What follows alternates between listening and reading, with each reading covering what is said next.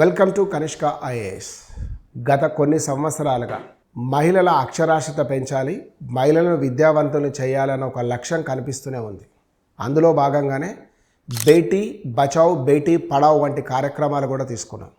సరే, బేటీ పడావ్ బేటీ బచావ్ అనే కార్యక్రమం ఎంతవరకు రీచ్ అయిందన్నది మనం పక్కకు పెడితే, ఇటీవల కాలంలో మెయిన్ కాంపిటేటివ్ ఎగ్జామ్స్గా ఇండియాలో చూస్తున్న అది యూపీఎస్సీ కానీ, ఐఐటి కానీ, లేకపోతే నీట్ వంటి పరీక్షల్లో ఈ మధ్యకాలంలో ఈ యొక్క ఉమెన్ ఆస్పిరెంట్సే పెరగడం కాదు, ర్యాంకర్స్ కూడా పెరిగారని చెప్పొచ్చు.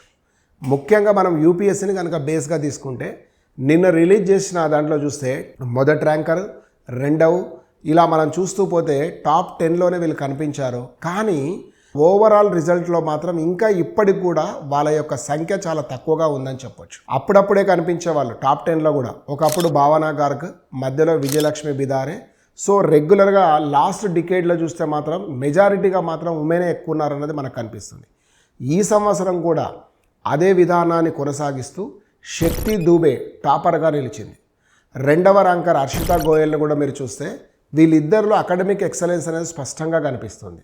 సో శక్తి దూబే అలహాబాద్ యూనివర్సిటీ, ఆ తర్వాత కాలంలో బెనారస్ హిందూ యూనివర్సిటీ నుంచి పోస్ట్ గ్రాడ్యుయేషన్ చేసి మొదటి 4 ఎగ్జామ్స్లో తను ప్రిలిమ్స్ క్లియర్ చేయలేకపోయినా తాను పట్టుదలగా 5వ అటెంప్ట్లో మొదటి ర్యాంకును సాధించగలిగింది. అసలు ఎట్లా సాధ్యమైంది? ఒకటే మెయిన్స్, ఒకటే ఇంటర్వ్యూ తోటి మొదటి ర్యాంకు, మొదటి 4 సార్లు ప్రిలిమ్స్ అవ్వని ఈ అమ్మాయి అనేది కనుక మనం చూస్తే, ప్రిలిమ్స్ అండ్ మెయిన్స్ అనే ఎగ్జామ్ ఓరియంటేషన్లో ఒక చిన్న డిఫరెన్స్ కనిపిస్తుంది.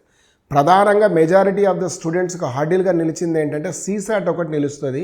ఆ సీసాట్ వల్ల తనకు ఇబ్బంది కలిగి ఉండొచ్చు. సో ఎందుకంటే మనకు లైఫ్ సైన్స్ నుంచి వచ్చిన క్యాండిడేట్గా కనిపించింది కాబట్టి. రెండవ అంశాన్ని కనుక మనం తీసుకుంటే, జనరల్ స్టడీస్లో తను స్ట్రాంగ్ ఉండడం వల్ల సీసాట్ వీక్గా ఉన్నప్పుడు ప్రిలిమ్స్ అవ్వదు. కానీ జనరల్ స్టడీస్లో స్ట్రాంగ్గా ఉండి ఒక్కసారి కనుక మనం ప్రిలిమ్స్ క్లియర్ చేయగలిగితే సీసాట్ని, వెంటనే పేపర్ 1, 2, 3, 4లతో పాటు జనరల్ ఎస్ఏలో కూడా మన ఎఫిషియన్సీ అనేది చాలా పెరిగిపోతుంది. సో 4 సంవత్సరాలు తను యూపీఎస్సీకి మెయిన్స్ మొదటి కావచ్చు, కానీ గత కొద్ది కాలంగా 6 సంవత్సరాల కాలం మొత్తం కూడా కన్సిస్టెన్సీగా ఈ సబ్జెక్టులపైన తను పట్టు సాధించడంతో వస్తుంది. చాలా వరకు మనకి ఏం చెప్తాం, మొదటిసారే మనకు టాప్ ర్యాంకర్గా నిలిచింది, కానీ మొదటిసారి నిలవడానికి వెనక ఎన్ని సంవత్సరాల శ్రమ ఉందన్నది మనం చూసుకోవాలి. ఇది ఆస్పిరెంటే కాదు, పేరెంట్స్ కూడా ప్రధానంగా గుర్తుపెట్టుకోవాలన్నది చేసుకోవచ్చు. ఎక్కడి నుంచి? శక్తి దూబే గారి గురించి.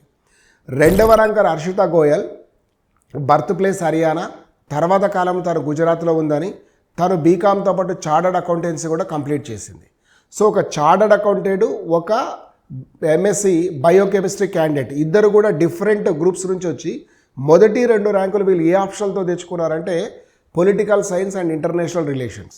సో మన అకాడమిక్ బ్యాక్గ్రౌండ్కు, సివిల్ సర్వీస్ ఎగ్జామ్కు చాలా వరకు సంబంధం ఉండదు. కానీ అకాడమిక్ ఎక్సలెన్స్ వల్ల మీకు ఒక మోటివేషన్ కానీ, సైకలాజికల్గా సపోర్ట్ కానీ ఏముంటుంది అంటే, ఖచ్చితంగా మనం బాగా చదువుతామన్నదే తప్ప మిగతా అన్ని దగ్గరలో మాత్రం అది యూజ్ అవ్వకపోవచ్చు. ఆమె కెమిస్ట్రీతో అవ్వలేదు, ఎందుకంటే బయోకెమిస్ట్రీ ఆప్షన్ ఉండదు. ఈమె చార్టర్డ్ అకౌంటెంట్ కంప్లీట్ చేసిన అకౌంటెన్సీ, కామర్స్ అనే ఆప్షన్లతో అయితే రాలేదు. సో వెరీ క్లియర్గా ఏంటంటే ఆప్షనల్ అనే ఎంపిక కూడా మనకు ఇష్టమైన దాన్నే తీసుకోవాలి తప్ప ట్రెండింగ్లో ఉన్నదాని మాత్రం మనం వెళ్ళకూడదు. ట్రెండింగ్లో ఉండి మనకు ఆసక్తి కలిగి ఉంటేనే అవుతుంది. ఎందుకంటే కొద్దిగా ఒక 4 or 5 years బ్యాక్కి వెళ్తే పబ్యాడ్ బాగా డల్గా ఉందన్నప్పుడు కూడా హర్యానాకు చెందిన క్యాండిడేట్కి పబ్లిక్ అడ్మినిస్ట్రేషన్ తోటి ఆల్ ఇండియా ఫస్ట్ వచ్చింది. సో ఒక ఎగ్జాంపుల్గా మీకు చెప్తూనే ఉన్నా. క్రమంగా ఉమెన్ అనే వాళ్ళ యొక్క ఆస్పిరెంట్సే కాదు, వాళ్ళ యొక్క ర్యాంకర్స్ కూడా పెరుగుతూ ఉన్నారు. కాబట్టి బాలికలు మీరు భయపడకండి. మీరు కనుక సరిగ్గా చదవగలిగితే మిగతా వారికి ఎక్కడా తక్కువ కాదు, మీకు కూడా మంచి మార్కులు, మంచి ర్యాంకులు వచ్చే అవకాశం పెరుగుతుంది అని చెప్తున్నాను. Thank you all. Will meet in another video.